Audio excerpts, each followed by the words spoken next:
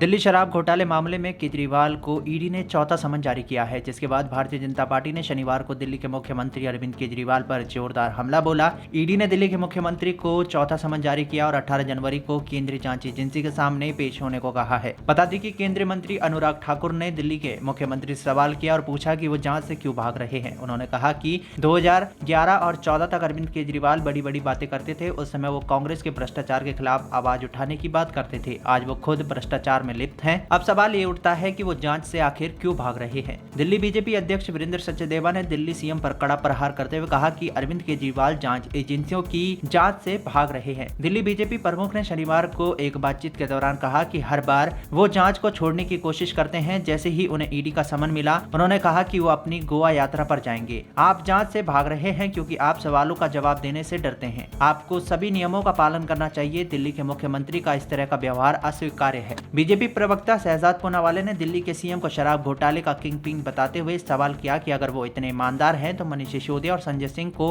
High court से राहत क्यों नहीं मिली है। चौथी बार समन जारी किया गया है। ऐसा क्यों है कि कांग्रेस पार्टी आपके खिलाफ मामले के समर्थन में खड़ी है और कह रही है कि आप भ्रष्ट हैं। ऐसा क्यों है कि सुप्रीम कोर्ट ने कई महीनों तक मनीष सिसोदिया को राहत और जमानत नहीं दी है और कहा है कि 338 करोड़ रुपए की मनी लॉन्ड्रिंग का पता चला है। ऐसा क्यों है कि संजय सिंह को हाई कोर्ट से राहत नहीं मिली। इसका मतलब है कि आपके पास छिपाने के लिए है, क्योंकि आप शराब घोटाले के सरगना हैं। बीजेपी नेता बांसुरी स्वराज ने कहा कि अगर अरविंद केजरीवाल ईमानदार हैं तो उन्हें जांच में शामिल होना चाहिए। बीजेपी नेता ने सेल्फ मेड वीडियो में कहा कि यह शर्मनाक है कि सीएम अरविंद केजरीवाल एक जांच से भाग रहे हैं। अगर ईडी ने समन भेजा है तो किसी को भी जांच में शामिल होना चाहिए। अगर आप ईमानदार हैं तो आपको शामिल होना चाहिए। कानून सभी पर समान रूप से लागू होते हैं। बीजेपी नेता हरीश खुराना ने दिल्ली सीएम पर निशाना साधते हुए कहा कि उनके लिए विपक्षाना और चुनाव महत्वपूर्ण है, लेकिन ईडी का समन नहीं। हरीश खुराना ने कहा कि ईडी ने अरविंद केजरीवाल को चौथा समन जारी किया है, लेकिन मैंने फिर सुना है कि वो ईडी के सामने पेश नहीं होंगे। सुनने में आ रहा है कि वो गोवा के दौरे पर रहेंगे।